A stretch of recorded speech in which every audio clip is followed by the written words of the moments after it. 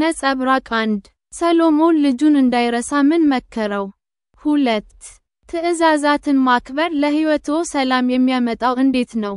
3 ጌታን መታመን ከማስተዋል በላይ የሆነው ለምንድን ነው?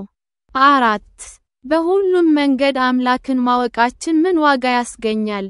5 በራስህ ማስተዋል ከመደገፍ መራቅ የምትችለው እንዴት ነው? 6 እግዚአብሔርን መፍራት ከምን ይርዳን? 7 ትህትና ለፈውስና ለአካል ጥንካሬ አስፈላጊ የሆነው ለምንድን ነው?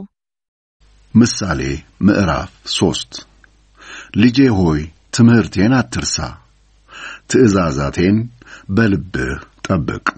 ቀኖችን ይጨምሩልሃል፣ ዓመቶችንም ያረዝሙልሃል። ሕይወት፣ ሀብትና ሰላምን ያበዙልሃል። ፍቅርና ታማኝነት ከቶ አይለዩህ።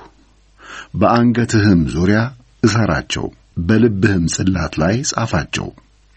በዚያን ጊዜ ሞገስንና መልካም ስምን በእግዚአብሔርና በሰው ዘንድ ታገኛለህ። በፍጹም ልብህ በእግዚአብሔር ታመን፣ በራስህ ማስተዋል አትደገፍ። በመንገድ ሁሉ እርሱን እወቅ፣ እርሱም ጎዳናህን ቀና ያደርገዋል። በራስህ አስተያየት ጠቢብ ነኝ አትበል፣ እግዚአብሔርን ፍራ፣ ከክፉም ራቅ። ይህም ለሰውነትህ ጤንነትን ለአጥንትህም ልምላሜን ያመጣልሃል።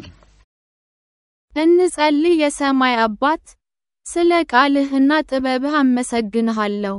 ትምህርትህን እንዳልረሳው እርዳኝ ወይም እንዳያመልጥኝ። በየቀኑ እከተላቸው ዘንድ ትእዛዛትህን በልቤ ላይ ጻፍ። ፍቅርና ታማኝነት ከቶ አይተውኝ።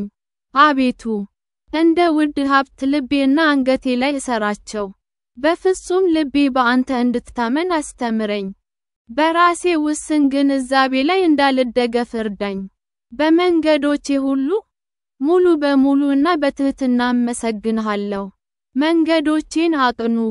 ሕይወት እርግጠኛ ባልሆነችም ጊዜ ከትዕቢት ጠብቀኝ። ስምህን እንድፈራ አስተምረኝ። ልቤን ከክፉና ወደ መልካም ነገር መልስ። በጸጋህ ለሰውነቴ ፈውስን ለአጥንቴም ብርታትን አምጣልኝ።